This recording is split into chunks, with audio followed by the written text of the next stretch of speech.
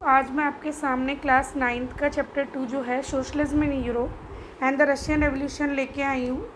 इस चैप्टर में पहले हम ये देखेंगे कि रशिया में ऐसी कौन सी कंडीशंस थी जिसके कारण ये रेवोल्यूशन हुआ।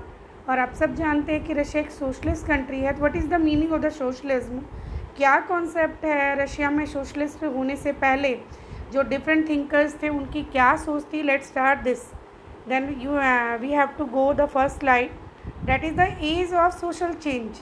रशिया में 1917 में जो रेवोल्यूशन हुआ, that is also known as the October revolution. तो उसकी सबसे पहली चीज़ है कि वो जो सोशल चेंज आया, उससे पहले कैसे सर्कमस्टेंसेस रशिया की सोसाइटी में चल रहे थे। तो first we have to know the meaning of the word liberals. What is the meaning of the word liberals? Liberals का मीनिंग हमें पता होना चाहिए। तो पहले हम देखते हैं लिबरल्स का, दे मेनली वांट अ नेशन, एक ऐसा देश that could tolerate all religion, यानी जिसकी नज़र में सभी धर्म बराबर हों। लिबरल्स लाइबर वर्ड से मिला है। लाइबर की अगर हम बात करें तो लाइबर वर्ड आप कई बार देखते हैं आज़ादी, फ्रीडम के लिए आता है, जहाँ सभी रिलीजन को बराबर माना गया। They argue for an elected parliament, एक ऐसी पार्लियामेंट जो इलेक्टेड पार्लियामेंट गवर्नमेंट होगी, subject to interpreted by a well trained judiciary. साथ ही साथ वहाँ जुडिशरी भी होनी चाहिए। Judiciary should be powerful. Normally आप देखते हैं कि बहुत सारी ऐसी जो देश हैं जहाँ जुडिशरी उतनी पावरफुल नहीं है, लेकिन यहाँ पे अगर हम देखें तो ये माना जाता है कि जुडिशरी जो है वो पावरफुल होनी चाहिए। तो judiciary should be powerful, that was independent of rulers and official, बिल्कुल इंडिपेंडेंट होनी चाहिए judiciary. Next slide, that is देखा जाए तो लिबरल्स के बाद जो कुछ थिंकर्स थे, डेट इज़ रेडिकल्स। रेडिकल्स की अगर बात करें तो बेसिकली इनमें एक word you have to remember, that word is basically the word is majority. Basically radicals जो चाहते हैं मेजॉरिटी रूल की बात करते हैं, जिनका ये माने जो भी रूल करेगा वो मेजॉरिटी में होना चाहिए। It is govern by a government with a majority of the population. The idea of non existence of private property. Second, ये प्राइवेट प्रॉपर्टी को नहीं चाहते। मेजॉरिटी की बात करें तो प्राइवेट प्रॉपर्टी के अगेंस्ट ही होंगे। And concentration of property in hands of a few was disliked bye them, कुछ के हाथों में जो प्रॉपर्टी है उसको भी डिसलाइक करते हैं। This is the thinking of the radicals. That we have to go the next slide, that is the next one. This is the conservatives. Conserve, limited, selected, conserve जो बहुत कम, जो लोगों से ओपन हो, it is the conservatives. They respect the past, basically अपने past की बात ज़्यादा करते हैं। ये अपने अतीत में जीना चाहते हैं, कंजर्व रहना चाहते हैं। रजिस्टर्ड द चेंजेस को उतना जल्दी एक्सेप्ट नहीं करते, but soon after the revolution, जब 1917 का रेवोल्यूशन यहाँ पे हुआ, उसके बाद इन्होंने धीरे धीरे अपने आप को चेंज किया। They begin to accept the changes, उन्होंने अपने चेंजेस एक्सेप्ट करने शुरू किए। Next slide is the industries and the social change. देखा जाए तो जैसे इंडिया वाले देश में एग्रीकल्चर मेन वर्क है, हम सब जानते हैं, हमारी मैक्सिमम पॉपुलेशन प्राइमरी सेक्टर में इंक्लूड है, इन एग्रीकल्चर और एग्रीकल्चर रिलेटेड सेक्टर में। बट इन रशिया वर्कर्स या इंडस्ट्रियल क्लास जो है, दैट इज़ द मैन्युफैक्चरिंग, वो सबसे बड़ा सेक्टर है। तो वहाँ सबसे बड़ा चेंज उसी में देखा गया। This was a period of economic and social change. दोनों ही तरीके के चेंजेस हैं सोसाइटी में, economically and social. Man, women and children were pushed to into the factories on lower wages.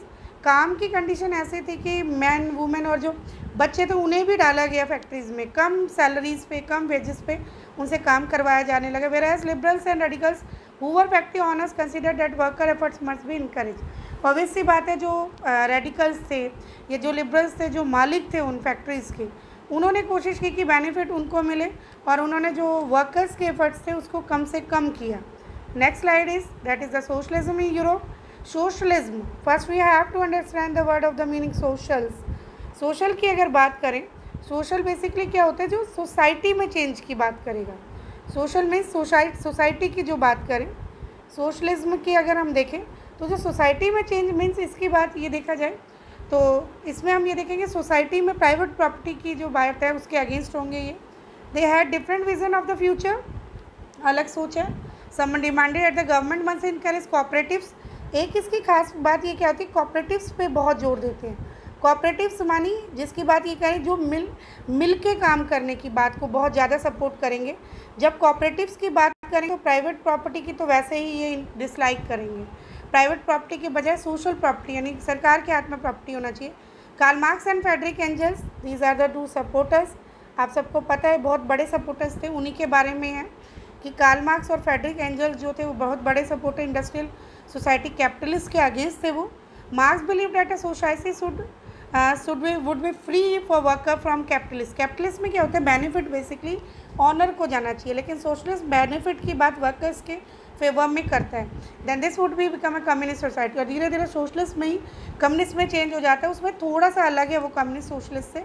Socialist में बात की जाती है लोगों के सबके फ़ायदे की, सोशल उसकी। कम्युनिस्ट में जैसे अगर हम देखा जाए तो single party single person rule चलता है, एक ही पार्टी लॉन्ग टर्म तक वर्क करती है। Next slide is these are the pictures of Karl Marx and Frederick Engel. They were the great support of socialist. Marx की थिंकिंग सोशलिज्म में Marxist है। Frederick Engel also was the supporter of socialist.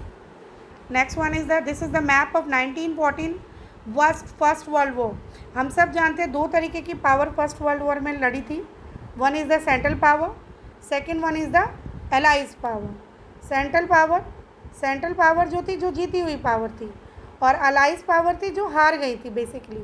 तो देखते हैं अब इसमें central power की अगर बात करें तो आप सब देख रहे हैं these are the central powers. अगर हम बात करते हैं इसकी तो सेंट्रल पावर्स आपको नज़र आ रही है। जर्मनी आपको दिखेगी, साथ ही साथ सेंट्रल पावर में अगर आप बात करें तो जर्मनी ऑस्ट्रिया हंगरी दिखेगी। और अगर अलाइज देखें जो बेसिकली आपकी जीती हुई पावर थी, यूनाइटेड किंगडम ग्रीन कलर में, फ्रांस रशिया आपको दिख रहा है। United Kingdom France and Russia, these are the allies one. Allies मतलब जो जीत गई थी, these are the allies one, Russia, France, UK.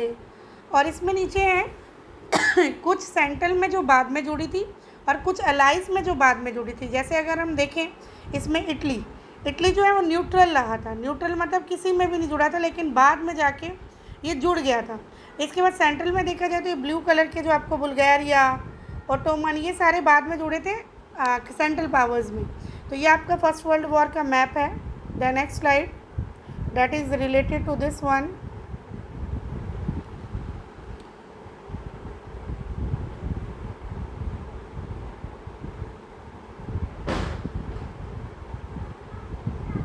Socialism given support. Socialism क्या सोचता है? To fight better living condition, low wages को बढ़ाना, वर्किंग कंडीशन बेटर होनी चाहिए, वर्कर्स को अच्छे वेजेस मिलने चाहिए। Worker in Germany and England began forming association. पहले सबसे ज़्यादा वहीं के वर्कर स्ट्रांग हुए, उन्होंने अपने एसोसिएशन बना दिए। उनकी मेन डिमांड्स क्या थी? दे setup funds for member of distresses, जो उसमें पिछड़े हुए थे उनके लिए फंड इकट्ठे किए गए। रिडक्शन ऑफ वर्किंग आवर्स, काम के घंटे कम किए जाएँ। एंड राइट टू वोट, क्योंकि आपने फ्रेंच सोसाइटी में भी पढ़ा है वोटिंग राइट बहुत जल्दी नहीं दिए गए थे, तो यहाँ भी वोटिंग राइट नहीं था। तो ये सम कंडीशंस थी जो हमें इस टाइम देखने को मिलती हैं। अब हम अपना नेक्स्ट टॉपिक में इससे आगे का कंटिन्यू करेंगे। This is the first one. Thank you so much.